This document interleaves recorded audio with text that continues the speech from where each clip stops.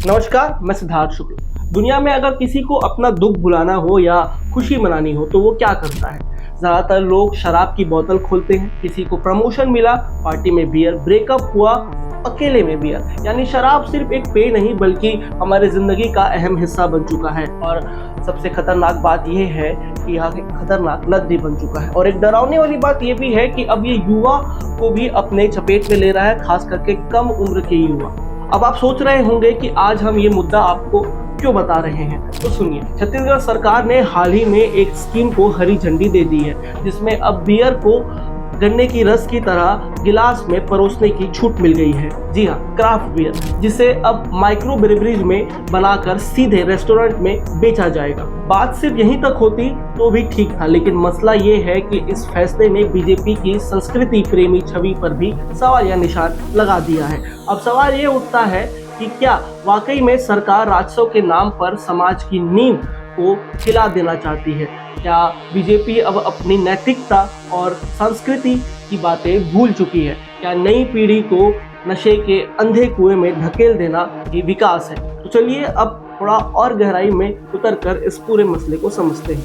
सबसे पहले तो समझते हैं कि क्राफ्ट बियर आखिर क्या होता क्या है। क्राफ्ट बियर कोई आम बियर नहीं है जो आप हर वाइन शॉप पर मिलने वाली दुकानों में देखते हैं। ये एक खास तरह का बियर है जो छोटे छोटे बैच में हस्तकला की तरह बनाया जाता है। इसे बनाने में स्थानीय सामग्री, अनोखे फ्लेवर्स और ढेर सारी क्रिएटिविटी का तड़का लगाना पड़ता है। मिसाल के तौर पर आप इसमें फल, मसाले या कॉफ़ी भी मिला सकते हैं, जिससे इसकी स्वाद काफ़ी बेहतर हो जाती है। ये कमर्शियल बियर से अलग होता है क्योंकि इसमें बड़े पैमाने पर उत्पादन नहीं होता। हर बैच में कुछ खास होता है जो इसे यूनिक बनाता है। छत्तीसगढ़ में अब इस क्राफ्ट बियर को माइक्रो ब्रेवरीज में बनाकर रेस्टोरेंट्स में गिलास में परोसा जाएगा, ठीक वैसे ही जैसे आप गन्ने का रस पीते हैं। लेकिन रुकिए, इसे बोतल, कैन या पाउच में पैक करके बेचना मना है। यानी अगर आपको इसका मजा लेना है तो रेस्टोरेंट में ही चखना होगा। तो चलिए अब सरकार के नियमों को थोड़ा और करीब से देखते हैं।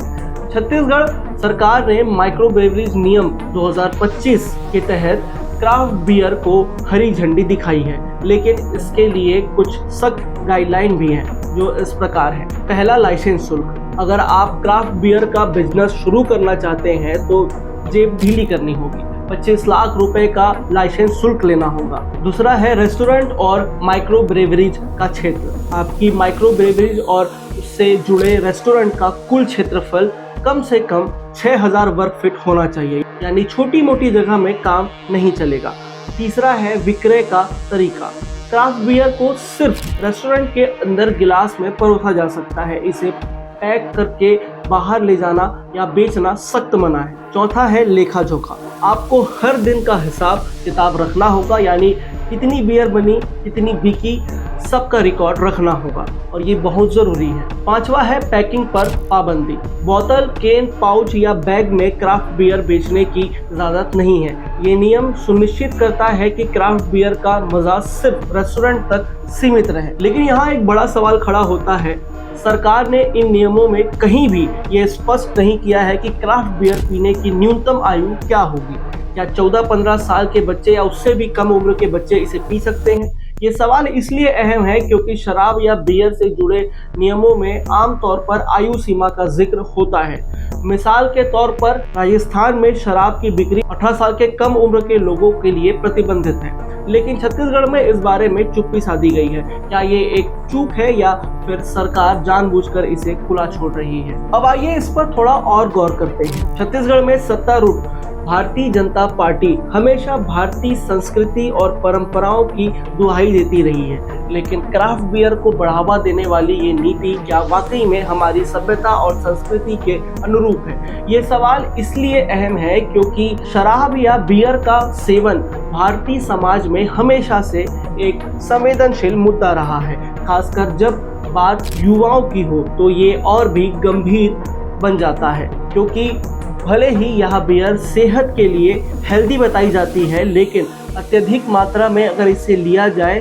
तो यह नुकसान भी पहुंचा सकता है। विशेषज्ञों का कहना है कि इसके प्राकृतिक अवयवों के बावजूद क्राफ्ट बियर अभी भी एक मादक पेय है जिसका लीवर पर किसी भी अन्य चीज की तरह ही प्रभाव पड़ता है, जो इस बात पर प्रकाश डालता है कि लीवर उन कुछ अंगों में से एक है जो खुद की मरम्मत करने में सक्षम है, लेकिन अल्कोहल इसके पुनर्योजी क्षमता को कम कर देता है या उसमें बाधा डालता है। यानी कि किसी भी अल्कोहल वाली चीज़ों के नियमित संपर्क से लीवर के पुनर्जनन क्षमता क्षीण हो सकती है, जिससे समय के साथ यह क्षतिग्रस्त होने के प्रति संवेदनशील हो जाता है और लीवर की क्षति बढ़ती जाती है तथा हल्के वसायुक्त परिवर्तन से लेकर सिरोसिस जैसी अपरिवर्तनीय स्थिति उत्पन्न हो जाती है। अब आते हैं आयु की ओर। तो अगर सरकार ने आयु सीमा का जिक्र नहीं किया तो क्या सरकार का मतलब ये है कि किशोर भी क्राफ्ट बियर को पी सकते हैं? अगर ऐसा है तो ये नीति समाज में एक नया विवाद खड़ा कर सकती है। भारतीय संस्कृति में, खासकर छत्तीसगढ़ जैसे राज्य में जहां पारंपरिक मूल्यों का बड़ा महत्व है, ऐसे नीति को लेकर सवाल उठना लाजमी है। क्या सरकार इस नीति के जरिए आधुनिकता की ओर बढ़ना चाहती है या सिर्फ ये एक राजस्व बढ़ाने का एक तरीका है? छत्तीसगढ़ में पहले से ही शराब और बियर से सालाना करीब 2500 करोड़ रुपए का राजस्व मिलता है और बियर से अकेले 400 से 500 करोड़ रुपए की कमाई होती है। क्राफ्ट बियर की इस नई नीति से सरकार को और ज्यादा राजस्व की उम्मीद है, लेकिन सवाल ये है कि क्या राजस्व युवाओं की सेहत और समाज की नैतिकता से ज्यादा कीमती है? अब समझते हैं कि क्राफ्ट बियर असल में सेहत के लिए कितना हेल्दी है और कितना खतरनाक है। अब आते हैं सबसे जरूरी सवाल पर कि क्राफ्ट बियर का हमारी सेहत पर क्या असर पड़ता है। तो क्राफ्ट बियर में अल्कोहल की मात्रा आमतौर पर 4 से 8% के बीच होती है, जो सामान्य बियर के बराबर या उससे थोड़ी ज़्यादा हो सकती है। कुछ खास क्राफ्ट बियर में ये 10 से 12% तक भी जा सकती है। लेकिन क्या इसे रोजाना पीना सेहत के लिए ठीक है या फिर इससे नुकसान हो सकता है? तो आइए इसे समझते हैं। क्राफ्ट बियर के फायदे अगर इसे सही मात्रा में पिया जाए तो क्या है? तो पहला, एंटीऑक्सीडेंट्स का खजाना। क्राफ्ट बियर में अक्सर प्राकृतिक सामग्री जैसे जौ, हॉप्स और फल इस्तेमाल होते हैं जो एंटीऑक्सीडेंट्स से भरपूर होते हैं। ये आपके शरीर को फ्री रेडिकल से बचाने में मदद कर सकते हैं। दूसरा है दिल के लिए फायदेमंद। कुछ स्टडीज बताते हैं कि सीमित मात्रा में बियर पीने से दिल की सेहत सुधर सकती है, क्योंकि इसमें मौजूद अल्कोहल ब्लड सर्कुलेशन को बेहतर करता है। तीसरा है स्ट्रेस बस्टर।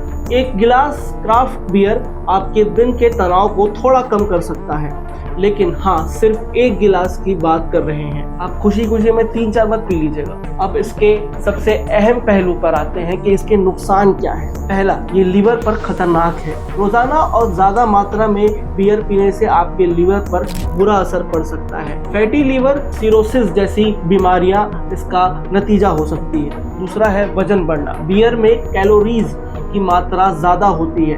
रोजाना पीने से आपका पेट निकल सकता है, जिसे लोग प्यार से बियर बेली कहते हैं। तीसरा है नशे की लत। अल्कोहल चाहे क्राफ्ट बियर में हो या आम बियर में या फिर दारू में, इसकी लत लग सकती है। खासकर युवाओं के लिए ये खतरनाक हो सकता है, क्योंकि उनकी उम्र में दिमाग और शरीर ज्यादा संवेदनशील होता है।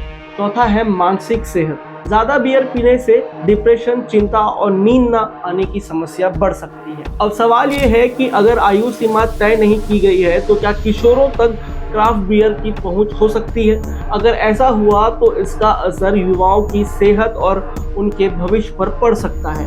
किशोरावस्था में अल्कोहल का सेवन दिमाग के विकास को प्रभावित कर सकता है और नशे की लत में युवाओं को धकेल सकता है, क्योंकि आज अगर आप कम मात्रा में अल्कोहल ले रहे हैं तो आगे जाके आपकी इच्छा होगी कि आप ज़्यादा मात्रा में अल्कोहल लें, और ऐसे कर करके क्राफ्ट बियर की लत कब बियर में बदल जाएगी और बियर की लत कब शराब में बदल जाएगी पता नहीं चलेगा।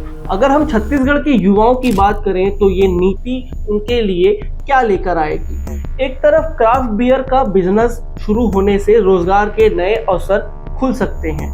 माइक्रो ब्रेवरीज में नौकरियां, रेस्टोरेंट्स में स्टाफ की जरूरत और स्थानीय सामग्री की खेती से किसानों को भी फायदा हो सकता है। लेकिन दूसरी तरफ अगर क्राफ्ट बियर आसानी से उपलब्ध हो गई और आयु सीमा का कोई सख्त नियम नहीं रहा तो ये युवाओं को गलत रास्ते पर ले जा सकती है। इसके साथ ही एक अहम बात ये भी है कि अगर कोई रेस्टोरेंट बियर पिला रहा है बिठा के, तो वो कितनी मात्रा में पिला सकता है, इसका भी कोई जिक्र नहीं हुआ है। खासकर 14-15 साल के किशोरों के लिए जो अभी अपनी जिंदगी की दिशा तय कर रहे हैं, अल्कोहल का सेवन ना सिर्फ उनकी पढ़ाई बल्कि उनके शारीरिक और मानसिक विकास को भी प्रभावित कर सकता है। सरकार को चाहिए कि वो इस नीति में आयु सीमा तथा कितनी मात्रा में एक रेस्टोरेंट में एक व्यक्ति को बियर पिलाई जा सकती है यह साफ तौर पर परिभाषित करे। मिसाल के तौर पर भारत में शराब की बिक्री और सेवन के लिए आमतौर पर 19 या 21 साल की आयु सीमा तय की गई है। छत्तीसगढ़ में भी ऐसी कुछ तय सीमा लागू होनी चाहिए क्राफ्ट बियर को लेकर। छत्तीसगढ़ का समाज जो अपनी समृद्ध संस्कृति और परंपराओं के लिए जाना जाता है, इस नीति को कैसे लेगा? तो कई लोग इसे आधुनिकता की ओर एक कदम बता रहे हैं जो पर्यटन को बढ़ावा देगा और स्थानीय अर्थव्यवस्था को मजबूती देगा, लेकिन कई लोग इसे भारतीय मूल्यों के खिलाफ भी देख सकते हैं, खासकर ग्रामीण इलाकों में जहां शराब को लेकर पहले से ही कई सामाजिक समस्याएं हैं। ये नीति विवाद का कारण भी बन सकती है। हमें ये भी नहीं भूलना चाहिए कि छत्तीसगढ़ में पहले से ही शराब और बियर की खपत काफ़ी है। अब क्राफ्ट बियर के आने से क्या ये खपत और बढ़ेगी, और अगर ये खपत बढ़ेगी तो क्या सरकार इसके सामाजिक और स्वास्थ्य संबंधी प्रभावों को संभालने के लिए तैयार है? तो छत्तीसगढ़ की क्राफ्ट बियर नीति एक ऐसा मसालेदार टॉपिक है जो कई सवाल खड़े कर सकता है।